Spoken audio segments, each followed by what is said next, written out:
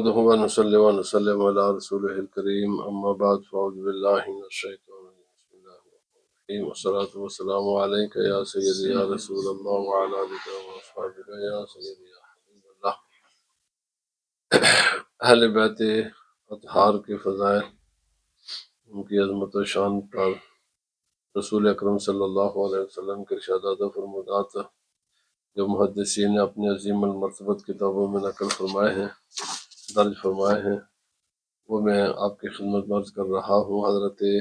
ابو بکرہ یہ کہتے ہیں کہ قال رأیت رسول اللہ صلی اللہ علیہ وسلم علی المنبر والحسن بن علی الی جنبہ، میں نے نبی پاک صلی اللہ علیہ وسلم کو اس حال میں دیکھا کہ نبی پاک صلی اللہ علیہ وسلم آپ منبر پر تھے اور حضرت امام حسن رضی اللہ تعالی عنہ آپ کے ایک سائڈ پر بیٹھے،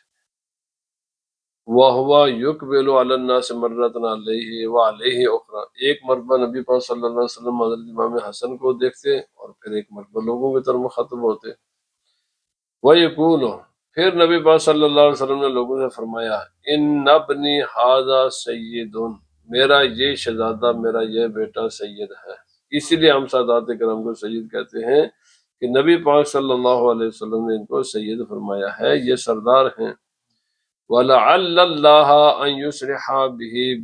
بَيْنَ فِئَتَيْنِ عَظِیمَتَيْنِ مِنَ الْمُسْلِمِینَ، فرمایا اس کے ذریعے یہ سبب بنے گا مسلمانوں کی دو بڑی جماعتیں ہو جائیں گے، ان میں اختلاف ہوگا تو یہ ان دونوں کو دوبارہ اکٹھا کر دے گا۔ پہلی عظمت تو یہ ہے کہ نبی پاک صلی اللہ علیہ وسلم نے جن کی عظمتوں کو بیان کیا، قرآن مقدس میں جن کی عظمتوں کو خدا تعالیٰ نے بیان فرمایا، ان کی عظمت میں کوئی کلام نہیں ہے بھائی، وہ ہمارے بیان کے محتاج نہیں ہے۔ عام تو بیان اس لیے کرتے ہیں کہ ہمارا نام ان کا ذکر کرنے والوں میں ہو جائے اور یہ چیز ہماری بخشش کا ذریعہ بن جائے،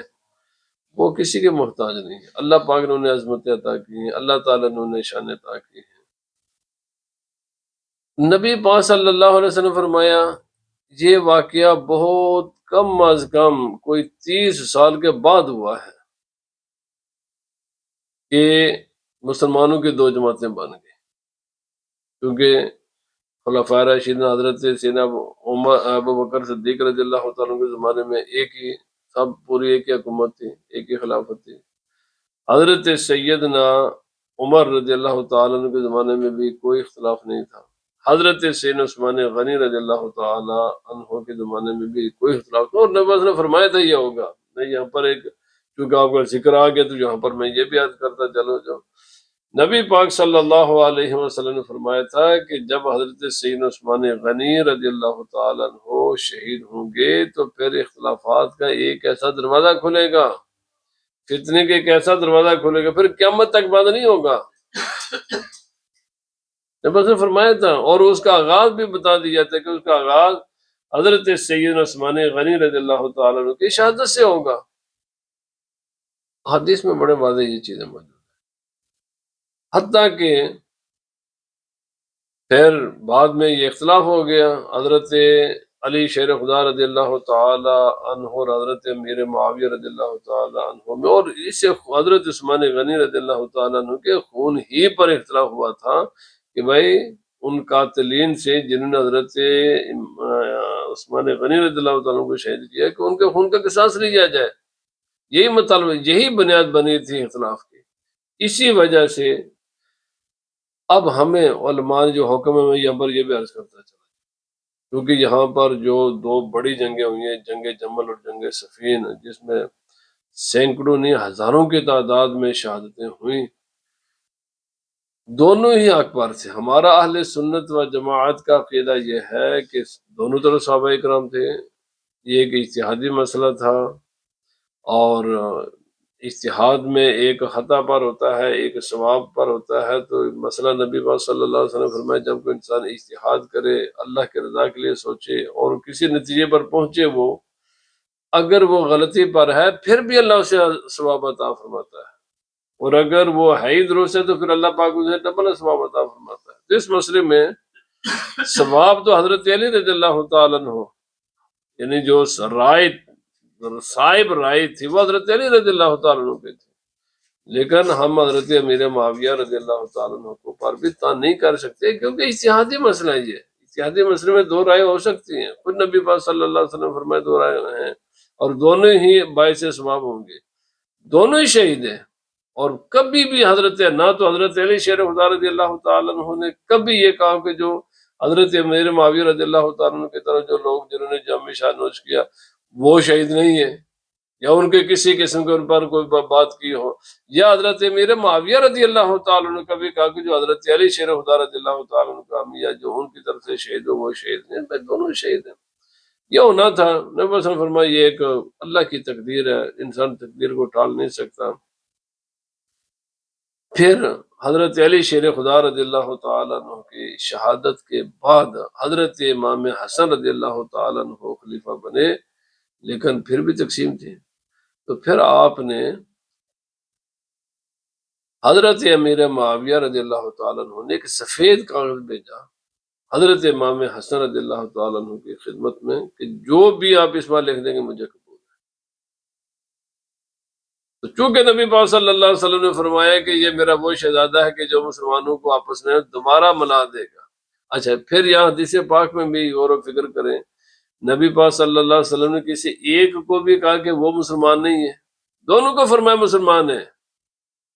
حضرت امیر معاویہ کی طرف جو لوگ تھے وہ بھی مسلمان ہیں، خود حدیث پاک میں ان کو فرمایا عظیمتین من المسلمین، دونوں بڑے گروہ ہوں گے، اور دونوں کی طرف لاکھوں کی تعداد میں دونوں کی حامی تھے دونوں کے، تو فرمایا دونوں مسلمان ہوں گے۔ حضرت امیر معاویہ کے جو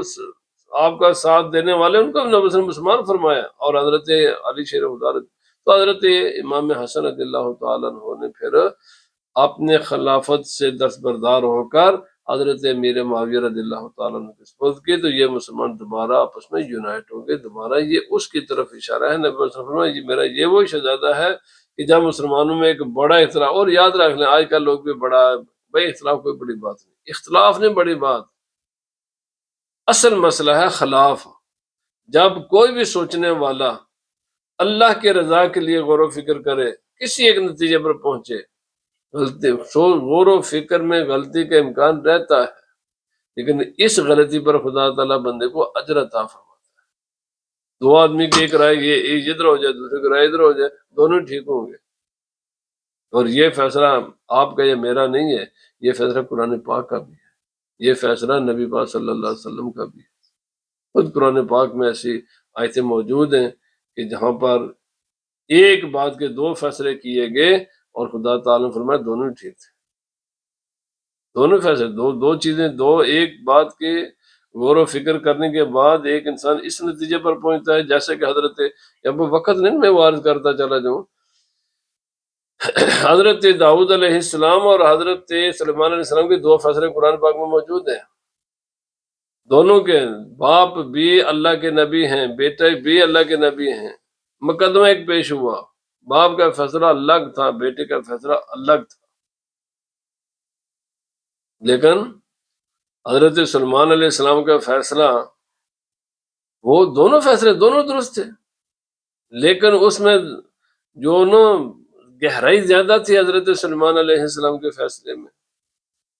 تو اسی طرح اور بھی کئی فیصلے قرآن پاک میں بھی موجود ہیں، تو اس لیے یہ جو ساری کی ساری فقہ ہے، ساری کی ساری فقہ ہم روزانہ پڑھاتے ہیں،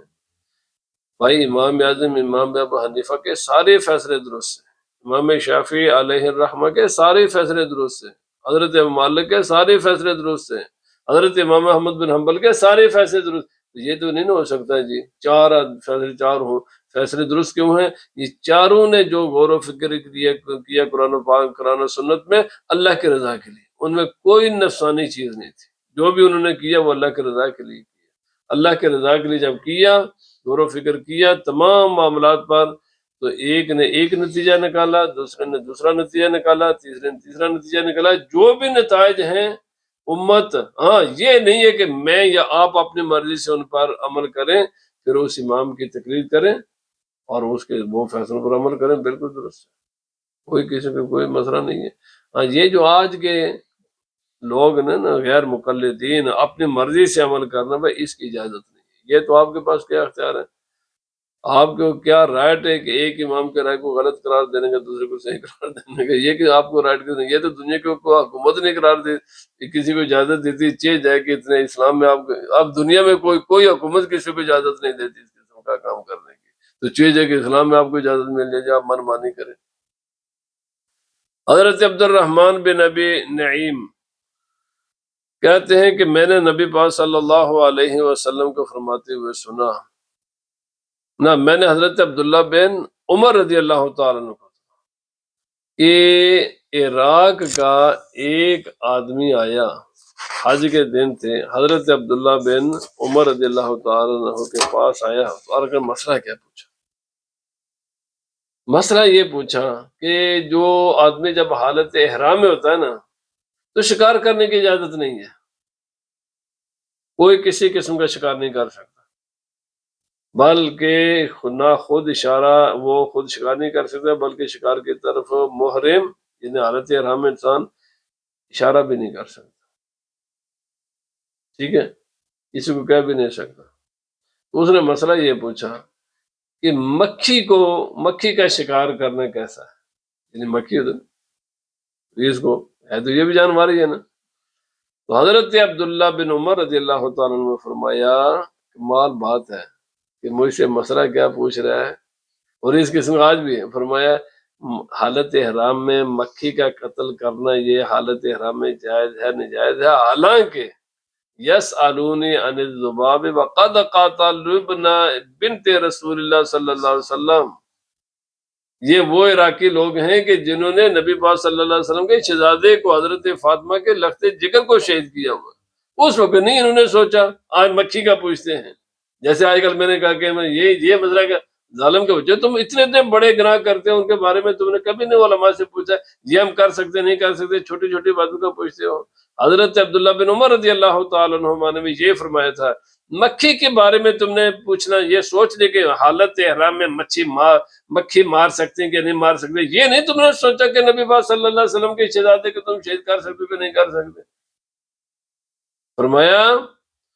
میں نے سنا نبی پاک صلی اللہ علیہ وسلم نے فرمایا ہما رحانیہ من الدنیا، حضرت امام حسن حسین یہ دنیا میں میرے دو جنتی پھول ہیں،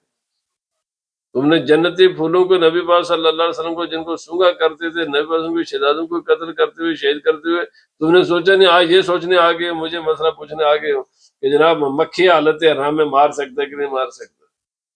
تنبیہ بھی کرنی ہے، یہ علماء کا فرض ہے، جب بھی کوئی ایسی عوام یا کوئی آدمی ایسی بات کرے اس کو اس کا گناہ یاد بھی دلائیں اور اس کی غلطی کو احساس دلائیں۔ حضرت عبداللہ بن عمر رضی اللہ تعالیٰ عنہ نے مسئلہ فرمایا تو کہ یہ اتنا بڑا، اور یاد رکھیں اہل عراق کے نام اعمال میں ایک ایسا دبا ہے جس کو قیامت تک نہیں دھو سکیں گے، قیامت تک اس کو دھو نہیں سکتے، وہ یاد رکھ لیں۔ قومیں وہ ہوتی ہیں کہ جو صرف وقتی مفادات کو نہیں دیکھتی، وہ آنے والے ہزاروں سالوں بعد کے معاملات کو بھی دیکھتی ہے کہ ہمارے ذمہ یہ کیا لگے گا، اس کے نتیجے میں وہ اپنے تاریخ کو بچایا کرتی ہے۔ ہر دنیا کی باشعور قوم، ہر دنیا کے باشعور قوم کوئی بھی فیصلہ کرنے سے پہلے اپنا مقام تاریخ میں وہ دیکھ لیتی ہے کہ میرے اس فیصلے کے نتیجے میں میرے اور میرے آنے والی نسلوں کے لیے کہیں کوئی شرمندگی کا باعث نہیں ہوگا، شرمندگی کا باعث نہیں ہوگا۔ بہرحال حضرت انس رضی اللہ تعالی عنہ کہتے ہیں قال لم يكن احد اشبہ بالنبی صلی اللہ علیہ وسلم من الحسن بن علی وقال فی الحسین ایضا کان اشبہہم برسول اللہ صلی اللہ علیہ وسلم، بخاری شریف کا حدیث۔ فرماتے ہیں حضرت نبی صلی اللہ علیہ وسلم سے جو بہت ہم شکل تھے نا، وہ سب سے زیادہ ہم شکل تھے حضرت امام حسن رضی اللہ تعالیٰ، اور یہی روایت حضرت امام حسین رضی اللہ تعالیٰ عنہ کے بارے میں بھی ہے۔ اور میں عرض کر چکا ہوں کہ علماء فرماتے ہیں کہ یہ آدھا جسم نیچے والا حضرت امام حسین رضی اللہ تعالیٰ عنہ کا نبی صلی اللہ علیہ وسلم کے ہم شکل تھا، اور اوپر والا حصہ حضرت امام حسن رضی اللہ تعالیٰ عنہ کا نبی پاک صلی اللہ علیہ وسلم کے ہم شکل تھے، اور حضرت فاطمہ پوری کی پوری نبی پاک صلی اللہ علیہ وسلم کے ہم شکل تھے۔ حضرت عبداللہ بن عباس رضی اللہ تعالیٰ عنہ کہتے ہیں قال دمنی النبی صلی اللہ علیہ وسلم الی صدرہ. حضرت عبداللہ بن عباس یہ کون ہے؟ یہ نبی کریم رؤوف الرحیم صلی اللہ علیہ وسلم کے سگے چچا حضرت عباس کے شہزادے ہیں، اور نبی پاک صلی اللہ علیہ وسلم کی زوجہ محترمہ حضرت میمونہ رضی اللہ تعالی عنہا کی ہمشیرہ حضرت ام الفضل کے شہزادے ہیں. یعنی دونوں طرف سے ان کی بڑی قریبی نسبت ہے نبی پاک صلی اللہ علیہ وسلم سے. تو نبی پاک صلی اللہ علیہ وسلم ان کو اپنے سینے کے ساتھ لگایا. یہ کب لگایا تھا یہ بھی میں عرض کر دوں. ان کی بخاری شریف میں حدیث پاک پوری تفصیل ہے اس کی. بخاری شریف میں آتا ہے کہ حضرت ان کو نبی صلی اللہ علیہ وسلم سے بے پناہ پیار تھا. بچے تھے، بالکل چھوٹی عمر کے تھے یہ تو، لیکن ان کو نبی پاک صلی اللہ علیہ وسلم سے بڑی محبت تھی. یہ اپنے گھر نہیں سویا کرتے تھے، یعنی نا یہ آ کر نبی پاک صلی اللہ علیہ وسلم کے ساتھ آپ کے گھر آ جاتے ہیں، بچے تھے نا. تو لیکن دیکھو اس عمر میں بھی، جب کہ ان کی عمر کوئی 7-8 سال برس کی عمر ہوگی، بس اتنی عمر ہوگی ان کی، تو یہ اپنے گھر نہیں، یہ نبی علیہ وسلم کے گھر میں آ جاتے، یہیں رہتے، یہیں سو جاتے. تو نبی پاک صلی اللہ علیہ وسلم کے جہاں بستر مبارک ہوتا نا، یہ بھی ان کے جو نا یہ نا بستر تو ایسے ہوتا نا، یہ دوسرے ایسے کر کے سو جاتے، جگہ تنگ ہوتے تو جگہ سوتے کیوں؟ سوتے اس لیے، آتے اس لیے کہ ان کو نبی صلی اللہ علیہ وسلم سے محبت تھی بہت زیادہ. تو یہ اس کام اس نیت کے ساتھ آتے کہ نبی پاک صلی اللہ علیہ وسلم تہجد کے لیے جب بیدار ہوں گے نا تو میں اب سرکار کو پانی پیش کروں. بچے تھے اور اپنی محبت سے، اپنے شوق سے، ابھی ماشاءاللہ یہاں بچے کو آ جاتے ہیں محبت سے، یہ بڑی اچھی عادت ہے. تو ایک رات نبی پاک صلی اللہ علیہ وسلم بیدار ہوئے تو دیکھا کہ جناب اس طرح وہ پانی کا جو کوزہ تھا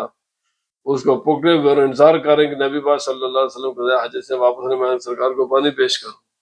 آپ کو پانی پیش کیا تو نبی پاک صلی اللہ علیہ وسلم جو نا بڑے خوش ہوئے. ظاہر بات ہے انسان کوئی خوشی والا کام کرے تو ہر انسان ہی خوش ہوتا ہے. تو نبی صلی اللہ علیہ وسلم نے دیکھا یہ چھوٹا بچہ ہے، رات کے وقت بچے تو سوتے ہیں، یہ نیند بھی مجھ پر قربان کر رہا ہے، اور صرف یہ نہیں کہ پانی لے کر میرے انتظار میں کھڑا ہے. تو نبی پاک صلی اللہ علیہ وسلم نے ان کو اپنے سینے کے ساتھ لگایا اور سینے کے ساتھ لگا کر فرمایا، عرض کیا اللہم علمہ الحکمت، اور ایک روایت میں اللہم علمہ الکتاب،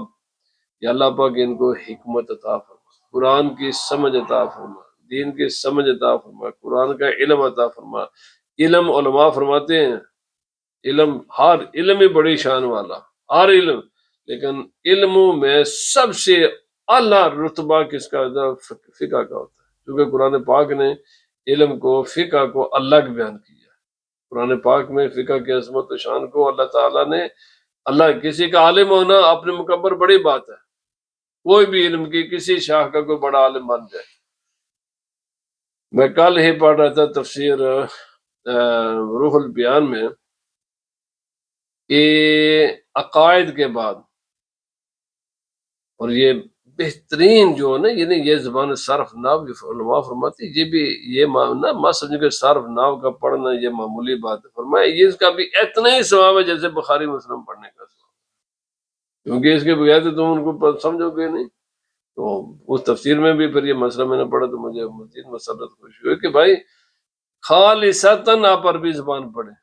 لیکن نیت یہ کہ اس کے ذریعے ہم دین کو سمجھیں گے. فرمایا فقہ کے بعد افضل ترین، یا عقائد کے بعد افضل ترین یہ کہ انسان صرف ناو اور ادب کو پڑھے، عربی زبان پڑھے. بہرحال یہاں پر فقہ کا ذکر ہے، حکمت سے مراد فقہ ہی ہے. یا اللہ پاک ان کو فقہ عطا فرمائے. اسی لیے ان کا لقب ہے حبر الامہ، ٹھیک ہے. اور راس المفسرین کو کہا جاتا ہے کہ تمام مفسرین کے سردار حضرت عبداللہ بن عباس رضی اللہ عنہ. یہ کب سے؟ نبی پاک صلی اللہ علیہ وسلم نے ان کے لیے دعا فرمائی تھی، اور ان کو بھی محدثین نے نبی پاک صلی اللہ علیہ وسلم کی آل میں شامل کیا ہے، کیونکہ آپ ہی کے گھر والے تھے، آپ کے گھر میں آنا جانا بھی تھا، ویسے بھی خونی رشتہ تھا بہت گہرا. جب نبی پاک صلی اللہ علیہ وسلم کا وصال مبارک ہوا تو ان کی عمر کو 13 برس تھی، اور ان کا جو مزار شریف ہے نا وہ طائف میں ہے. مجھے ابھی حاضری کا شرف نصیب ہوا تو تاہم 71 برس کی عمر میں ان کا انتقال ہوا تھا، اور اپنی عمر کے آخری حصے میں آپ نابینا ہو گئے تھے. تو آپ طائف میں پھر چلے گئے، اور طائف ہی میں آپ کا مزار ہے، بہت بڑیا مسجد ہے جہاں پر ان کا مزار ہے. لیکن اللہ ہدایت دا فرما، انہوں نے آگے جنگلہ لگا کر بند کر دیا. عام ان کے قبر مبارک نظر تو نہیں آتی، لیکن باہر سے لوگ، بے پناہ لوگ ان کے جاتے ہیں زیارت کے لیے اور دعائیں کرتے ہیں. تو حضرت عبداللہ بن عباس رضی اللہ تعالی، اب کوئی بھی تفسیر کی کتاب اٹھا کر دیں، آپ اسلامی فقہ حدیث پڑھیں کہ آپ کو بہت زیادہ ان کا ذکر بار بار ملے گا. حضرت ابو ہریرہ رضی اللہ تعالیٰ عنہ اور حضرت عبداللہ بن عباس اور چند اور صحابہ وہ یہ خاص ہیں کہ جن کو نبی صلی اللہ علیہ وسلم نے خاص طور پر علم عطا کیا تھا. حضرت ابو ہریرہ رضی اللہ تعالیٰ عنہ، آج ان کا ذکر تو نہیں لیکن ذکر آ گیا تو میں یہ بھی عرض کرتا چلو. آپ کو ایک مسئلہ تھا کہ آپ نے وقف کیا ہوا تھا اپنے آپ کو نبی پاک صلی اللہ علیہ وسلم کے احادیث کو یاد کرنے کے لیے، اور سارا وقت آپ کہتے ہیں باقی لوگ کھیتی باڑی کرنے کے لیے بھی چلے جاتے ہیں، کوئی کام کاج کرنے کے لیے چلا جاتا ہے، کوئی کہیں چلا، کوئی اپنے دیگر معاملات بھی کرتے ہیں، اور پھر واپس آ کر نبی پاک صلی اللہ علیہ وسلم میں نے سب کچھ چھوڑ دیا، سب کچھ. ویسے چونکہ آپ یمن کے تھے، کھیتی باڑی تو آپ کی تھی نہیں، تو باقی تجارت انسان کر سکتا ہے. میں نے مزدوری فرمایا نہ، میں نے مزدوری کچھ بھی نہیں، بس مل گیا تو ٹھیک ہے، نہیں ملا تو بھوکا ہی. اور آپ کی بھوکا ذکر بخاری شریف میں کتابوں میں آتا ہے. ہمہ وقت نبی پاک صلی اللہ علیہ وسلم کی خدمت میں حاضر رہنا. ان کی آپ یمن چھوڑ کر اپنا علاقہ چھوڑ کر آگے یہاں پر، تو انہوں نے نبی پاک صلی اللہ علیہ وسلم سے ایک اپنی مشکل پیش کی، عرض کی کہ یا رسول اللہ علیہ وسلم میں کوئی کام نہیں کرتا سوائے آپ کے حدیث، آپ کے پاس بیٹھنے کے علاوہ کوئی ہے ہی نہیں ہے میرا کام. بھوک بھی برداشت کرتا ہوں، پیاس بھی برداشت کرتا ہوں، حالت سفر بھی، سب کچھ میں نے برداشت کی ہوئی ہے، سب کچھ. لیکن ایک بات یہ ہے کہ مجھے چیزیں بھول جاتی ہیں. یہ بھی بخاری شریف حدیث ہے. نبی پاک صلی اللہ علیہ وسلم فرمائے یہ جو کپڑا نا تیرے پاس یا سر پر چادر یا کوئی رومال وغیرہ جو بھی ان کے پاس ہو، فرمایا اس کو بچھایا. نبی پاک صلی اللہ علیہ وسلم نے کچھ پڑھا اور فرمایا اب اس کو لپیٹ کر اپنے سر پر رکھ. حضرت ابو ہریرہ رضی اللہ تعالیٰ عنہ کہتے ہیں کہ اس کے بعد کوئی بات میرے ذہن سے کبھی نہیں نکلی. آپ کو اسی لیے سب سے زیادہ روایات حضرت ابو ہریرہ رضی اللہ تعالیٰ عنہ کی ہے. سب سے زیادہ روایات حضرت ابو ہریرہ رضی اللہ تعالیٰ عنہ کی حدیث میں آتی ہیں، کیونکہ نبی صلی اللہ علیہ وسلم نے ان کو ایک ایسا حافظہ عطا فرمایا. اچھا، اب ان کے بھوکا مسئلہ تھا، یہ بھی بڑا کمال مسئلہ ہے. اللہ نبی صلی اللہ علیہ وسلم کے پاس کھجوریں آئیں، تھیلی ایک، نبی صلی اللہ علیہ وسلم نے فرمایا یہ لو کھجوریں، پڑا ان پر پڑا، فرمایا جب بھی بھوک لگے نا ان سے کھا لینا، بس کچھ دیکھنا نہیں بھائی، ان کو دیکھنا نہیں ہے بھائی، نکالو. آپ فرماتے ہیں نبی صلی اللہ علیہ وسلم کے زمانے اقدس میں بھی، حضرت ابوبکر صدیق کے زمانے میں بھی، حضرت عمر فاروق کے زمانے میں بھی، حضرت عثمان غنی کے زمانے میں بھی خود بھی کھاتا رہا، گھر والوں کو بھی کھلاتا رہا، مہمانوں کو بھی کھلاتا رہا.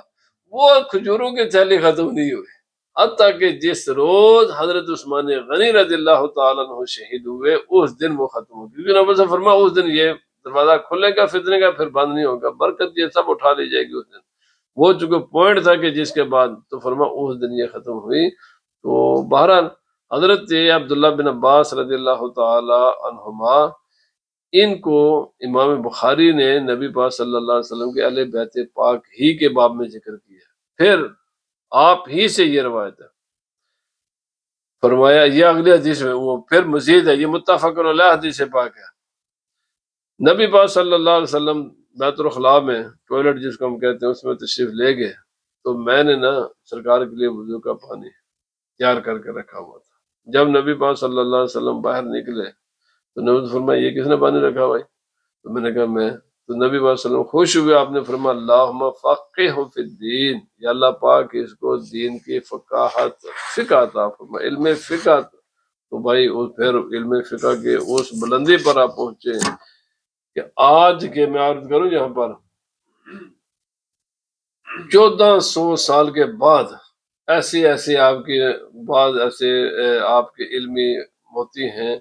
کہ سائنسدانوں نے جب تحقیق کی ہے تو جس بات کا 1400 سال بعد سائنسدانوں کو پتہ چلا، حضرت عبداللہ بن عباس نے 1400 سال پہلے وہ چیزیں جانی، ان کے علم کا یہ۔ اور سمندر کے معاملات میں حضرت عبداللہ بن عباس رضی اللہ تعالیٰ عنہ کا علم اتنا بلندیوں پر تھا، اتنی بلندیوں پر تھا کہ 1400 سال بعد جن سمندری جب تحقیق کی گئی تو جن چیزوں کا آج سائنسدان کہتے ہیں سمندر یہ ہے یہ ہے یہ ہے، جو کچھ تحقیق حضرت عبداللہ بن عباس نے 1400 سال پہلے وہی چیزیں سمندر کے بارے میں بتائی۔ آپ یہ نا علم کے انتہا بلندی پر تھے، کیوں؟ نبی صلی اللہ علیہ وسلم نے ان کے لیے دعا فرمائی تھی۔ حضرت اسامہ بن زید رضی اللہ تعالیٰ عنہ، نبی پاک صلی اللہ علیہ وسلم نے ان کو بھی لیا،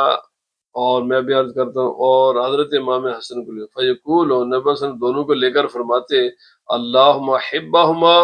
فانی احبہما، یا اللہ پاک ان دونوں سے میں محبت کرتا ہوں، تو بھی ان دونوں سے محبت فرما۔ اور فرمایا کہ نبی پاک صلی اللہ علیہ وسلم ایک یہ جو ران ہے اس پر حضرت امام حسن کو بٹھاتے، اور دوسری ران پر حضرت اسامہ بن زید رضی اللہ تعالیٰ عنہ کو بٹھاتے، اور پھر ان کو اسی طرح اپنے سینے کے ساتھ جسم کے ساتھ چمٹاتے اور فرماتے اللہم ارحمہما فانی ارحمہما، یا اللہ پاک ان دونوں پر رحم فرما، میں بھی ان پر بڑا مہربان ہوں۔ حضرت اسامہ بن زید کون ہے؟ حضرت زید بن حارثہ کے یہ بیٹے ہیں۔ یہاں پر تھوڑی بات عرض کر کے بات ختم کرتا ہوں۔ حضرت زید بن حارثہ یہ 8 سال کی ان کی تقریباً عمر تھی کہ اپنی والدہ کے ساتھ اپنے ننیال جا رہے تھے۔ جو زمانہ جاہلیت تھی، زمانہ جاہلیت میں لوگ ایک دوسرے پر ظلم کرتے تھے، تو ایک خاتون کو ایک بیٹے کے ساتھ جاتے ہوئے دیکھا تو ظالموں نے حملہ کیا، جو چور ڈاکو راہبر تھے انہوں نے، تو ان رابرز نے حملہ کر کے آپ کو اپنی ماں سے جدا کر لیا اور وہاں سے اٹھایا اور اوقاز کے میلے میں غلام بنا کر بیچ دیا، حالانکہ آپ کوئی غلام نہیں تھے۔ یہاں پر اس اوقاز کے میلے میں حضرت ورقہ بن نوفل یہ موجود تھے، یہ حکیم بن حزام تھے، ان دونوں میں سے کوئی ایک، تو انہوں نے ان کو خرید لیا۔ تو ان کو تو نہیں پتا تھا یہ غلام ہے یا کوئی زیادہ، بار وہاں سے انہوں نے غلام رکھ بھیج دیا، ایسے جیسے حضرت یوسف علیہ السلام کو، آپ کو غلام تو نہیں تھے، حضرت یوسف علیہ السلام کو بھی تو ایسے کنویں سے اٹھایا غلام جا کر مصر میں بھیج دیا گیا تھا، ان کے ساتھ بھی اسی قسم کا معاملہ پیش آیا۔ وہاں سے ان کو خریدا گیا، مکہ معظمہ لایا گیا، اور آ کر حضرت خدیجہ رضی اللہ تعالی عنہا کو دے دیا۔ حضرت خدیجہ نے پھر انہیں نبی پاک صلی اللہ علیہ وسلم کو دے دیا۔ میں نے یہ پوری ان کا واقعہ ایک واقعہ میں بتایا ہوا ہے، یوٹیوب پر موجود ہوگا، میں مختصر عرض کرتا ہوں اس کا۔ وہاں ان کے لوگ، ان کے کنبے قبیلے کے لوگ حج کے لیے آئے یا عمرہ کرنے کے لیے آئے، تو یہ چونکہ بچے تھے تو کھیل رہے تھے تو کسی کی نظر پڑ گئی، انہوں نے کہا وہ تو یہاں ہے، انہوں نے جا کر واپس بتایا وہ تو ہم نے مکہ معظمہ میں دیکھے ہیں۔ تو یہ پھر اپنے گھر اپنا کنبہ قبیلے سے بڑا مال دولت اور پھر ایک بڑا وفد لے کر آئے، اور آ کر پوچھتے پوچھتے پتہ چلا کہ یہ تو نبی پاک صلی اللہ علیہ وسلم کے پاس ہیں۔ تو انہوں نے کہا کہ جناب مال چاہیے تو مال جو بھی چاہتے ہیں ہم سب کچھ دینے کے لیے تیار ہیں۔ تو نبی پاک صلی اللہ علیہ وسلم فرمایا مجھے تمہارے نہ مال کی ضرورت ہے، مجھے کسی بھی چیز کی تمہاری ضرورت نہیں ہے، لے جانا چاہتے ہو میری طرف سے اجازت ہے، پر ایک شرط ہے، زبردستی تمہارے ساتھ نہیں بھیجوں گا، باہر لے جاؤ جا کر اسے بات کرو، لیکن مرضی اس کی ہوگی، اگر یہ تمہارے ساتھ جانا چاہتا ہے تو میری طرف سے اجازت ہے لے جاؤ، لیکن اگر نہیں جانا چاہتا تو زبردستی نہیں تم لے کر جا سکتے۔ تو فرمایا مجھے کوئی کسی بھی چیز کی ضرورت نہیں ہے، بس اس کی مرضی، اگر یہ خوش ہے تمہارے ساتھ اپنے ماں باپ کے ساتھ۔ تو جب انہوں نے بلایا تنہائی میں بات کی تو انہوں نے کہا جناب آج یہ ایک میرے لیے 1000 ماں باپ بھی میں قربان کر دوں، جو شفقت نبی پاک صلی اللہ علیہ وسلم سے مجھے ملی یہ تو کہ ہے ہی نہیں ہے، تو پھر انکار کر دے میں نہیں جاؤں گا۔ تو انہوں نے نبی پاک صلی اللہ علیہ وسلم کے ساتھ بڑی وفاداری کی، اب حالانکہ یہ بچے تھے، نبی پاک صلی اللہ علیہ وسلم نے پھر ان کو اپنا بیٹا خانہ کعبہ میں تشریف لے گئے، خانہ کعبہ میں نبی پاک صلی اللہ علیہ وسلم کو تشریف لے جا کر تمام اہل مکہ کو گواہ بنایا، پھر آپ نے فرمایا سنو یہ زید آج سے میرا بیٹا ہے، اپنا متبنہ بنایا۔ یہ وہ واحد شخصیت ہے قرآن پاک میں جن کا نام ہے، صرف تمام 1,24,000 صحابہ کرام میں سے نام صرف انہیں کا ہی ہے، اور تمام دنیا کی ہزاروں لاکھوں اربوں خواتین میں سے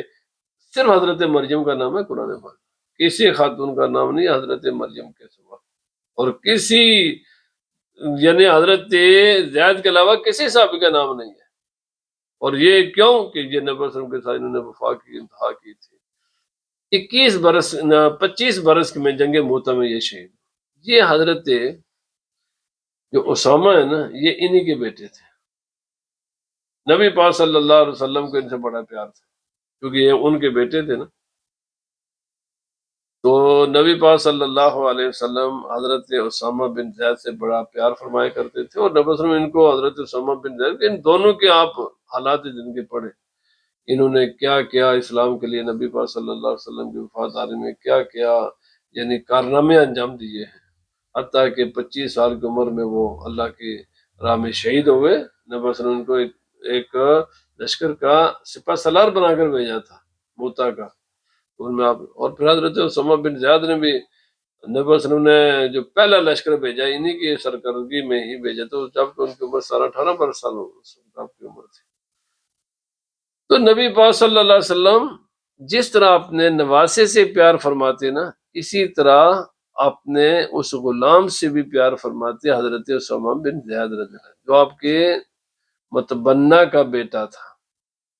اور یہ اسلام میں آزاد اور غلام کا کوئی تفریق نہیں سوائے جو بھی افضلیت ہے اس کا معیار تقویٰ ہے، ورنہ تو حضرت زید غلام تھے، یہ ان کے غلام کے بیٹے تھے، نبی صلی اللہ علیہ وسلم نے آزاد بنا کر اپنا بیٹا بنایا تھا، غلامی تو ہے نا، لیکن نبی پاک صلی اللہ علیہ وسلم جب محبت فرماتے پیار فرماتے، جس طرح نبی کریم رف الرحیم صلی اللہ علیہ وسلم حضرت امام حسن حسین سے محبت اور پیار فرماتے، ایسے ہی نبی پاک صلی اللہ علیہ وسلم حضرت اسامہ بن زید سے بھی محبت فرمایا کرتے، ان سے بھی انہیں بھی اسی طرح اپنے جسم کے ساتھ لگاتے چمٹتے اور فرماتے یا اللہ پاک ان سے ان دونوں سے میں محبت کرتا ہوں تو بھی ان سے محبت فرما۔ تو پھر انشاءاللہ میں ان کا بقیہ کل عرض کروں گا کہ یہ دیکھیے یہ اصل میں نے عرض کیا سب چیزوں کا مرکز نبی پاک صلی اللہ علیہ وسلم کے ساتھ ہے، بس جو بھی نبی صلی اللہ علیہ وسلم کے ساتھ جس کی جتنی نسبت ہے، جتنی اعلیٰ سے اعلیٰ نسبت ہے، اتنی ہی اہل ایمان کو ان سے محبت ہے۔ ہم فرق نہیں کرتے اس کے ساتھ کریں یا نہیں، اہل سنت جماعت کوئی فرق نہیں کرتے، وہ دیکھتے ہیں سرکار دو عالم صلی اللہ علیہ وسلم کی ذات کو، آپ کے ساتھ جس کا بھی تعلق ہے، حتیٰ کہ انسان تو انسان مٹی کا بھی تعلق ہے، اس مٹی کا بھی ادب کرتے ہیں، جس بھی چیز کا تعلق ہے، جس نے بھی نبی پاک صلی اللہ علیہ وسلم کے ساتھ وفا کی ہے، ہماری جانیں ان پر قربان، ہم ہر چیز کا ادب احترام کرتے ہیں، ان چیزوں سے اس مٹی سے بھی محبت کرتے ہیں، اس شہر سے بھی محبت کرتے ہیں، ان کے در و دیوار سے بھی محبت کرتے ہیں، اور یہ تو ہوئے نبی پاک صلی اللہ علیہ وسلم کے محبوب لوگ ہیں، تو جو نبی پاک صلی اللہ علیہ وسلم کے محبوب ہیں وہ ہمارے بھی محبوب، اور نبی پاک صلی اللہ علیہ وسلم جس زبان اقدس نے اہل بیت اطہار کی شان بیان کی ہے نا، اسی زبان صحابہ کرام کی بھی شان بیان کی ہے، اسی زبان سے بیان، یہ نہیں ہے پک اینڈ چوز کا مسئلہ نہیں ہے کہ اہل بیت اطہار کی شان تو بیان کریں لیکن صحابہ کرام کو چھوڑ دیں۔ میرے بھائی جس زبان نے اہل بیت اطہار کی عظمتوں کو بیان کیا ہے اسی زبان نے صحابہ کرام کی عظمت کو بھی بیان کیا ہے، جن الفاظ کے ساتھ نبی پاک صلی اللہ علیہ وسلم نے حضرت امام حسن و حسین کو ان کی عظمت کو بیان کیا، انہی الفاظ کے ساتھ نبی پاک صلی اللہ علیہ وسلم نے حضرت اسامہ بن زید کو بھی ذکر کیا۔ اللہ پاک ہمیں دین کو سمجھنے کی توفیق عطا فرمائے، وما علینا الا البلاغ۔